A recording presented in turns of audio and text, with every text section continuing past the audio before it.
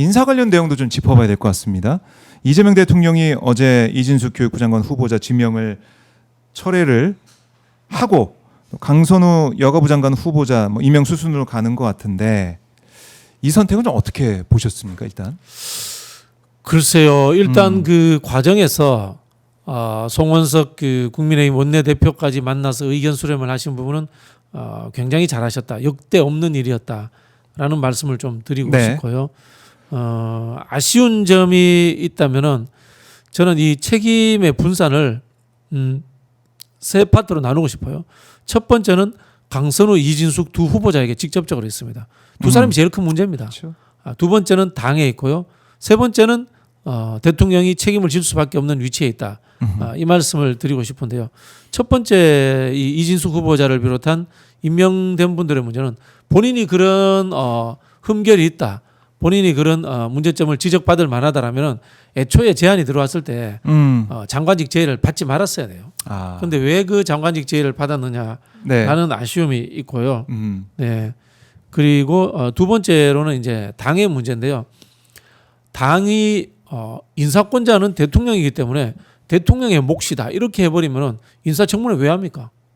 그렇지 않습니까? 정당은 정당으로서 역할을 또 해야 되는 겁니다.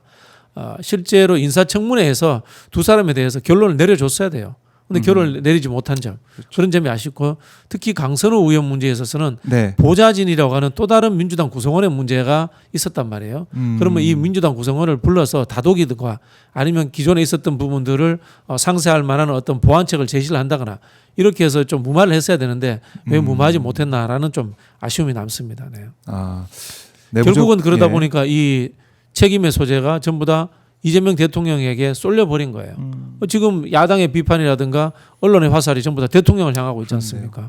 이런 일이 있을 때 대통령을 대신해서 화살을 맞아줄 사람들이 있어야 됩니다. 그게 대통령제 하에서 대통령을 위하는 정치고 왜 대통령을 우리가 위하는 정치를 해야 되느냐라고 질문을 한다면요. 네. 국민이 뽑았기 때문입니다. 그런 부분에서 가능하면 대통령이 강한 비판의 화살에 노출되지 않도록 하는 그런 모습들을 보여줬어야 되는데 후보자들과 당이 그런 부분에서 좀 부족하지 않았나라는 아쉬움이 듭니다. 네. 네. 이진숙 후보자도 지금 지명 철회가 됐는데 자진 사퇴가 아니라 지명 철회가 좀 되면서 자, 그 부분 네. 진짜 짚지 않을 수 없어요. 왜 자진 사퇴의 과정들을 만들어내지 못했는가? 그것도 첫 번째는 아까 말씀드린 본인의 문제고 두 번째는 거부한. 뭐 당의 문제, 추천했던 사람들의 문제도 존재하는 겁니다. 네.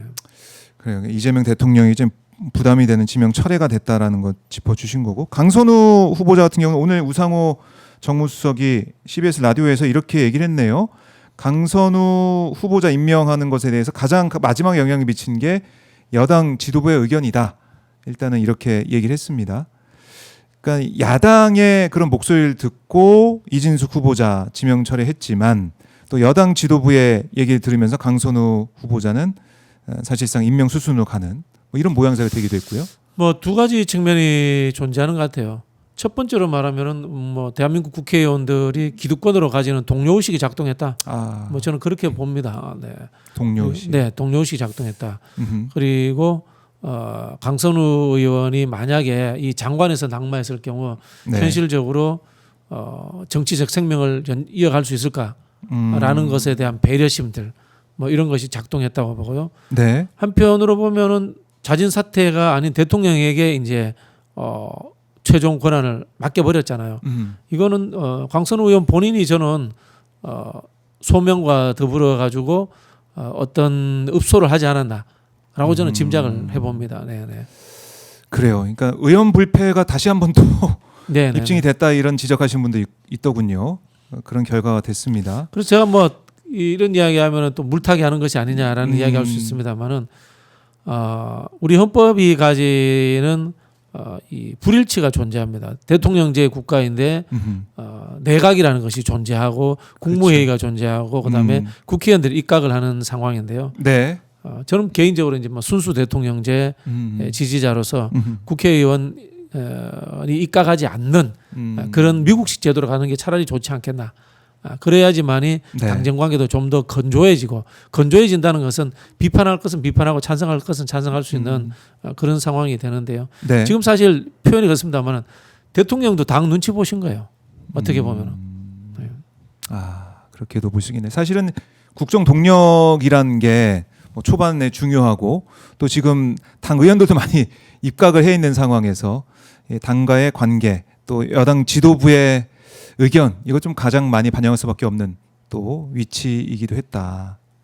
그렇네요. 그것도 근본적으로 이런 우리나라 정치 체계 이런 것도 논의해보고 고민해볼 대목이기도 합니다. 뭐 그런 부분도 있고 네. 솔직히 말씀드리면은 한국 사회 정치 엘리트 이른바 또는 이제 행정부에 들어가는 경우는 이제 통치 엘리트라는 표현도 써야 됩니다만은 통치 엘리트가 어떤 사람이 될 것인가라는 문제에 대해서 네.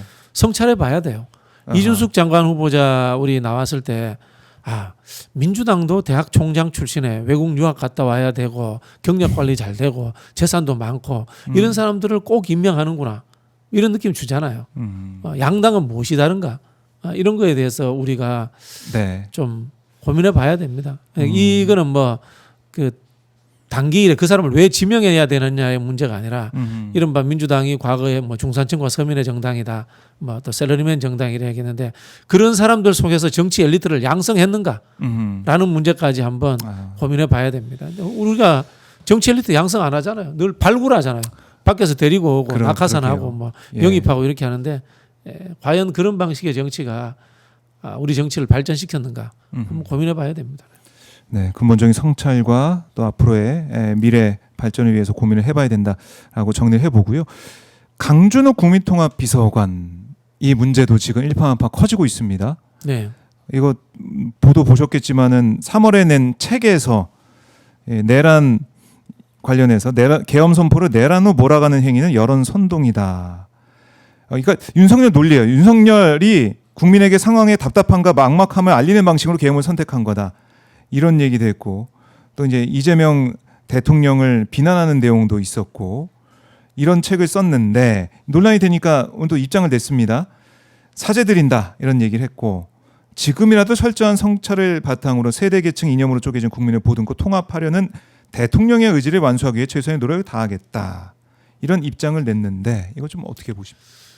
적절치 않다고 보고요. 네. 그 이재명 대통령 비판할 수 있습니다. 이재명 대통령을 비판한 사람이기 때문에 국민 통합의 측면에서 아마 이 사람을 임명을 한 것 같은데요.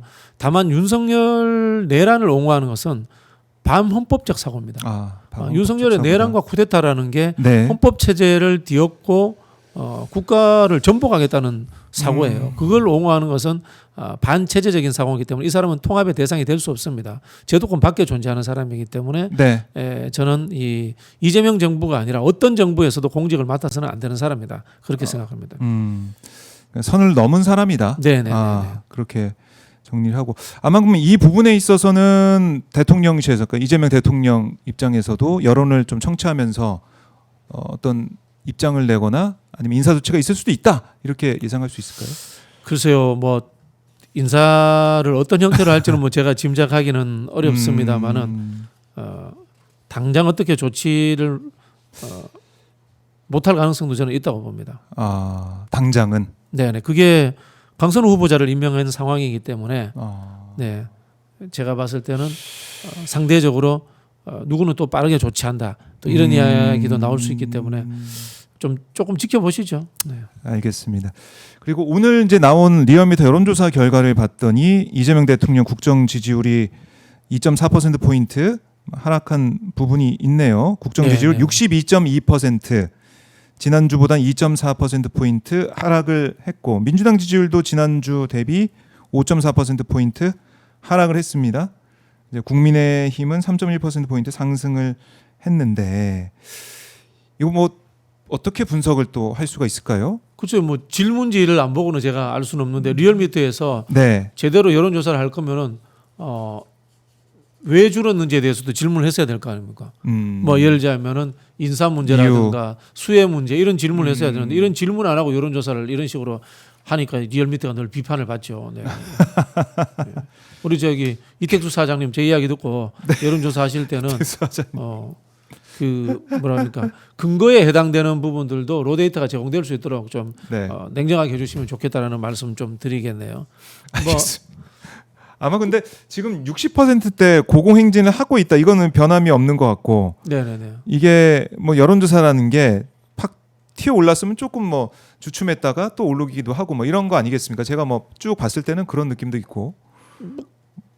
그러니까 이게 네. 왜 잘못했는지 왜 잘했는지 없이 잘하고 있다 못하고 없다를 주기적으로 하는 게 리얼미터의 특징이거든요. 네, 리얼미터가 경향성은 잘 맞추는데 네, 이게 잘못하면은 정치의 흐름을 호도할 수 있어요. 그렇죠, 그렇죠. 그 그것만 수치만 보고. 원인 규명과 그다음에 저기 뭐야 그 대체에서 어떻게 발전할 것인가의 방향 제시를 해야 되는 것이 정치라는 것은 가치적인 접근이기 때문에 분명히 네. 필요한데 이렇게 데이터만으로 상황 분석만 한다면은 네, 정치하고는 좀 다른 영역의 그 저는 접근법이 아닌가라는 생각이 네. 드는데 네. 자 이택수 대표님 들으셨죠? 예. 네네네. 좀 참고해서 이유나 이런 것도 또 갤럽 보면은 사실 이게 다 그런 질문을 하셔야죠 같이. 예, 네네네. 나와 있어요. 나와 네네네. 있는데 리얼미터는 왜 안 그러냐 이렇게 묻고 있으니까요. 여기에 대해서 개선 방향을 좀 마련해 주십시오. 아니 뭐 저기 네. 상황 분석만 하겠다라면은 뭐 이해가 됩니다만은 네. 제가 자꾸 말씀드리는 정치는 가치의 영역이기 때문에 상황만으로 되는 것이 아니고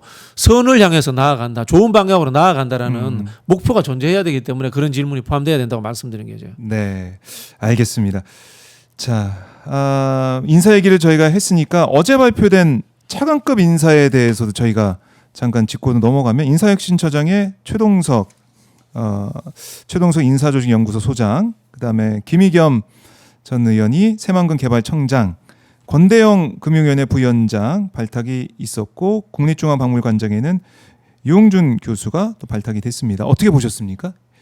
근데 다른 차관들에 대해서는 안 다루면서 왜 이 내부만 다루고 언론에서 이 내부만 다루는 이유도 난 잘 모르겠어요. 그래요. 어제 이제 나왔기 때문에 또 제가 봤을 때는 아마 이 장관 두 사람에 대해서 결론이 나고 같이 나오니까 트집 잡기 위한 이슈거리로 저는 레거시 언론에서 이게 만들지 않았나라는 생각이 들거든요. 예. 뭐 문제 있습니까 특별히? 제가 봤을 때는 뭐 전혀 문제도 없을 뿐더러 예. 특별히 우리가 주목하지 않아도 될 상황이 아닌가라는 네. 생각이 들고요. 다만 이제 유홍준 교수님 같은 경우 네. 고맙죠. 이런 분이 저기 연세도 있으시고 고생하는 자리를 맡아주셨다는 것이 네. 고맙다라는 말씀을 드리시고 그 특히 잘했다라는 생각이 듭니다. 늘 말씀드리지만 이 정부 운영은 신임 발굴하는 자리가 아니다. 검증된 사람, 맞아요. 잘하는 사람이 계속하는 거다. 저는 그 말씀 드리고 싶은데 네. 우리 유홍준 선생님 같은 한국 사회에서 이런 문화재라든가 이런 부분에서 검증된 분이 해주신다는 게 고마운 일이다. 이런 말씀 드리고 싶습니다. 네. 유홍준 교수 이제 국립중앙박물관장으로 또 공직에 나오게 됐습니다. 그리고 이제 권대영 부위원장 같은 경우는 그 6억 대출 이거 규제 아시죠? 6억 잘 대출 모릅니다. 규제. 네. 거기 그 아이디어를 냈고 실무를 했던, 그래서 칭찬을 받았던 그 지금 현 금융위원회 사무처장이었는데 이제 금융위원회 부위원장이 된 겁니다. 그러니까 이건 보면 저 그런 게 좀 느껴지더라고요. 신상필벌 뭐 이런 느낌도 좀 들고, 잘한 사람은 박수 쳐주고 칭찬해주고 정말 이렇게 더 큰 일을 할 수 있게 기회를 마련해주고 뭐 이런 것도 있고, 그다음에 신구조화도 말씀하시고, 그러니까 이런 인사의 특징이 좀 저는 눈에 보이는데, 뭐 일부 언론에서는 뭐 김의겸 전 의원의 이제 과거 의정활동 했을 때의 모습이라든가 뭐 최동석 소장의 김우겸 의원이 새만금 청장하는 것과 네, 그러니까요. 그 저기 그 얘기 뭐야 좀 그 하고 청담동 그거 네. 무슨 관련 있어요? 아무 관련 없어요. 근데 그걸 또 보도를 하더라고요. 네. 일부 언론에서. 언론이 또 거기에 또 집중하고 있는 것은 뭐 언론 개혁이 또 필요하다는 업무 관련성이 생각이 들고. 있는 부분에 대해서 이야기를 해야죠. 이제 가십성거리 갖고 와서 비판하는 것은 예. 적절치 못하다는 생각이 듭니다. 언론의 그 관성대로 또 그런 모습을 보이고 있는 게 문제가 있다라는 지적해 드리고요.